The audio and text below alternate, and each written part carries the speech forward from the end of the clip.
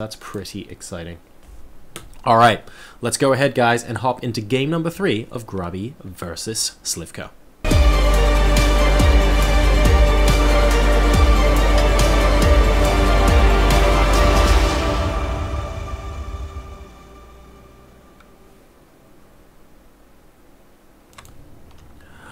Welcome back, ladies and gents. This will be the last game and the decider for the last of the 8 spots, I believe, who are going to be qualifying to stage 2 of the qualifiers tomorrow. That is, of course, Sunday.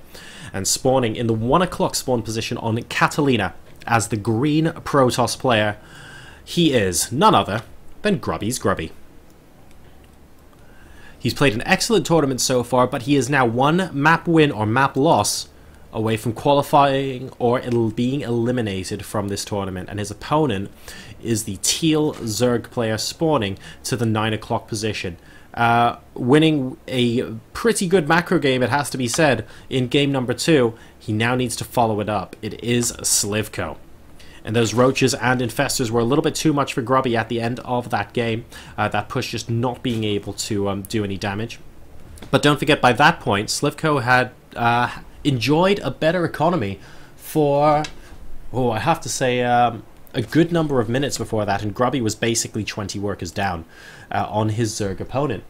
So when you get the situation like that, if that attack doesn't work, Grubby's going to have to accept that he's playing from a pretty large deficit, and that's probably the point at which he went, hang on a second, I'm not sure I can entirely cope with this for very much longer. So he taps out. He's ready to go into game number 3 completely refreshed. We do have the probe here, spotting that the pool first is going to happen. And is the hatch going to be able to get down? Yes, there we go. So Grubby not able to delay this hatchery being made at all, even for a token amount of time. But we have had the Nexus first coming down here from Grubby. He's going to try and go for an economical opening, and against the pool first he's going to have to be a little bit wary. Just being a little more defensively minded for the first part of this game. It shouldn't be too much of a problem for him, though, I don't think. And just coming in with a second probe scout now to try and see what's going on. Maybe do a quick double check on the gas to see if there's any potential super fast speed. We'll see the second gas isn't taken here, and he will be satisfied and be able to head back. So he's got the wall basically complete now. The forge and the gateway are going down behind it, and of course we will see a cannon behind this very shortly indeed. So now, where do we go from here? I mean, this map, Catalina, there's quite a lot of, you can see, open space. Ooh, some pretty nice looking beach there, although I have to say that looks a little bit rocky. Over in the top left hand corner there's a great possibility for oracles to do a lot of damage. Also note that by land, the distance between this third, which has been taken now of course, and this natural, you have to go all the way around here, down a ramp and up another ramp. It's actually really frustrating to have to traverse between these bases as a Zerg player if you're going to be trying to defend both. So we need to keep an eye out on that as well, and see if Grubby wants to use that particular feature of this map to his advantage later on. The first couple of lings are going to poke and prod, will spot the exact location of the cannon without taking any damage, so really nicely done there by Slivko. Cybernetics core about halfway done, and both sides just looking to macro up as quickly as possible. Of course, upon seeing that forge, Slivko knew it was completely safe to go ahead and grab this hatchery at his third base location. In the meantime, the +1 has just started for Grubby as well. So I don't think this is going to be a potential +1 timing or anything like that. I mean, it could be against a third base if he wants to deny it or something. But we don't see a gateway explosion just yet. We could see one. But right now, he wants to focus on making sure he's saturated. He's still producing workers, of course, off of those 2 bases. He's on 35 now. And Slivko, on the other hand, is continuing to drone up as quickly as he can. There is the queen to the third base location, and more drones and queens now incoming.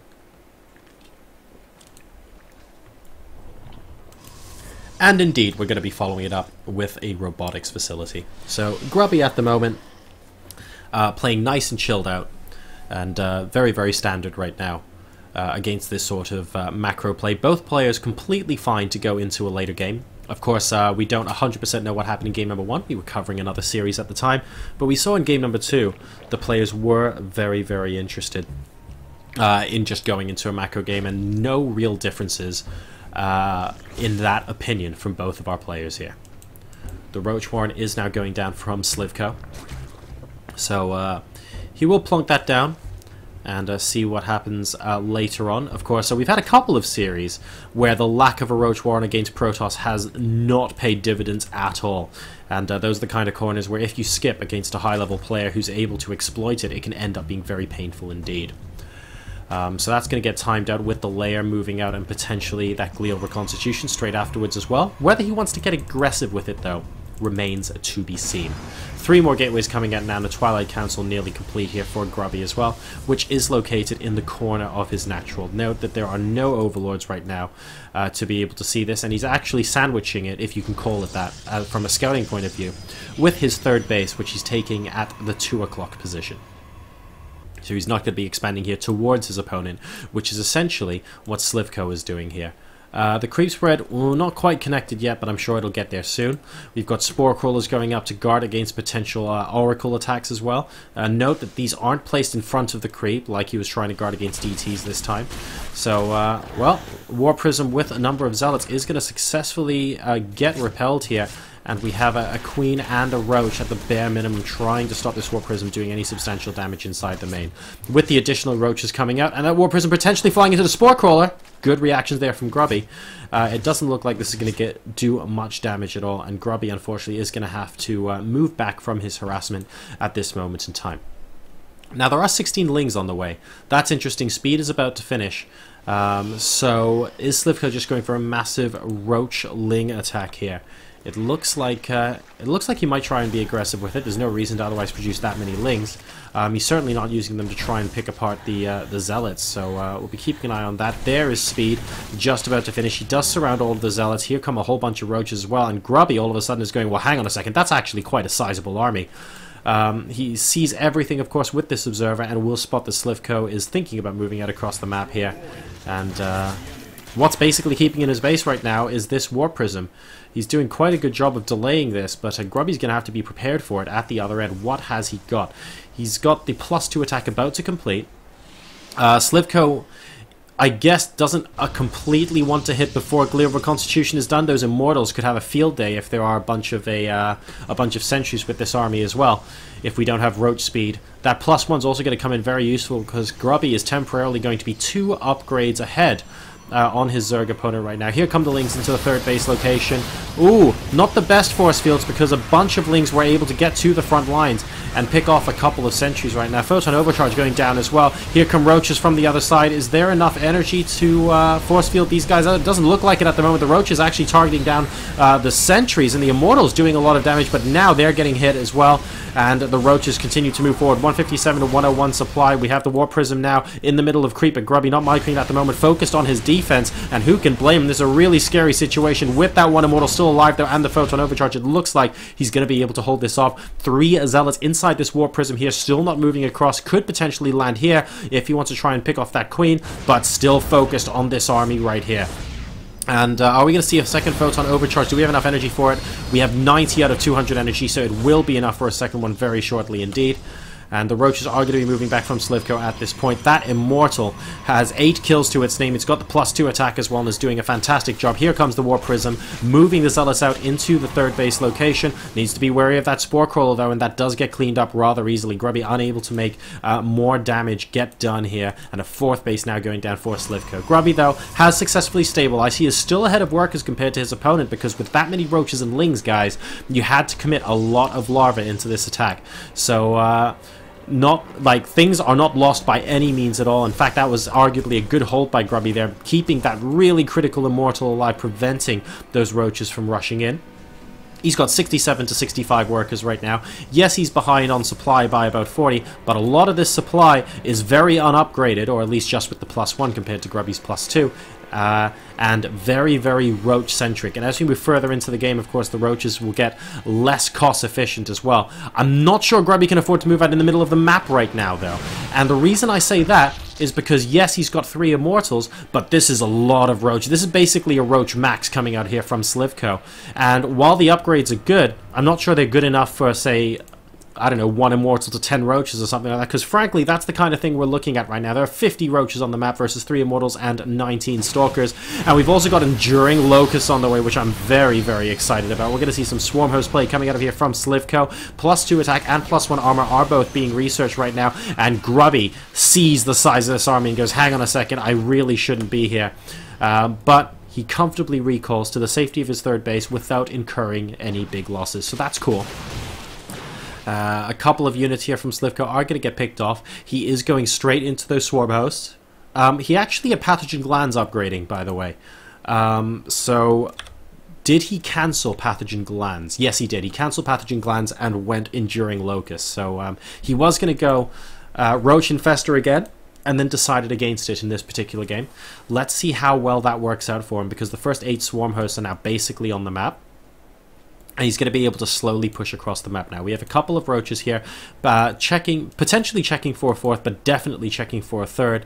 And it looks like, well, this zealot's actually just going to watch him go by, because Grubby is busy killing off this base. He's also got a War Prism harassing the natural expansion while this is going on. The roaches aren't going to clear this up, but that army is not going to be clearing up these guys. And oh my goodness, the swarm host, they are out in the open. The observer is right on top of them. This is a fantastic position for Grubby. A great set of force fields prevents most of the roaches from coming out, and this could end up being a turning point in the game. Grubby now potentially taking the upper hand here. Is there any more harassment going on in the third base? There is not. Grubby has successfully taken that out, and now, wow, moving out of there very, very quickly as soon as those swarm hosts are taken apart. But the number of swarm hosts on the map right now, guys, is 1. Slivko investing into those swarm hosts, and all of a sudden his tech has been set back a very, very long way away. Look at that. He's lost 10,800 resources compared to the 4,900 of Grubby this game so far. So he's doing a tremendous job, is Grubby. Picking and choosing his battles very wisely here.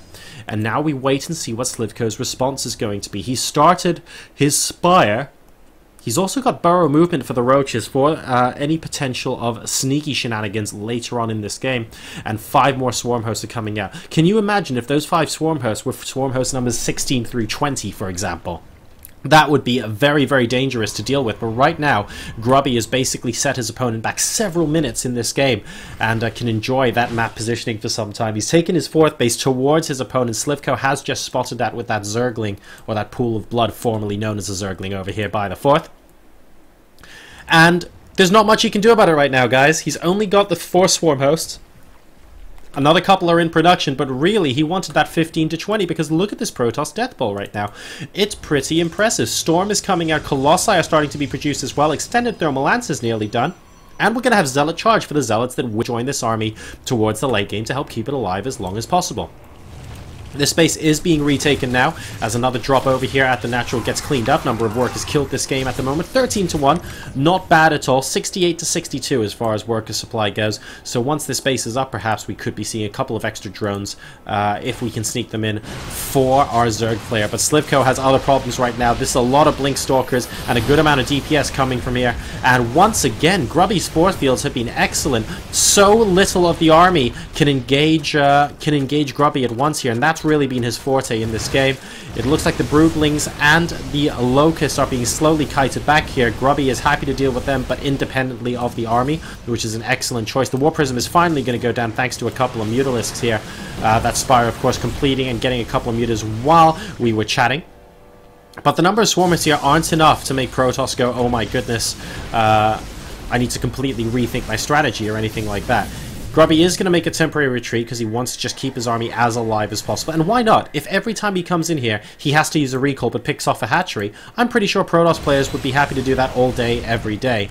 And it looks like this 4th base, a small force coming by here, does immediately get picked off by the recalled units as well. So this game at the moment for Grubby looking great. He's got +3/+1. On his army versus the +2/+1 of his opponent right now, and his +3 armor is en route as well. So Grubby's still ahead comfortably in the upgrades department, and a couple of Zealots will just make sure this hatch takes a little while longer to get put down, because the drone that was going to build the hatch was just killed off. This Spore Coil is going to start losing a little bit of health. Hopefully it'll get saved before it completely destroys itself.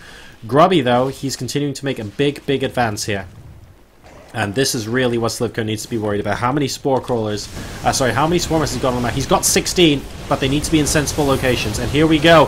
They are very close to this Protoss army right now. Very, very close indeed. And here come the Locusts. Okay, that's a decent number of them. But wow, we're blinking forward. Grubby wants to end this right now. He's dancing the Colossi. He's dancing his army, ladies and gents. He thinks he's got this one. And the Warp Prism, additional Zealots actually preventing the space from going down. GG is called. And Grubby, by a narrow scoreline of 2-1, advances over Slivko, ladies and gentlemen, and will take that final qualification spot to the qualifier stage 2, which is tomorrow.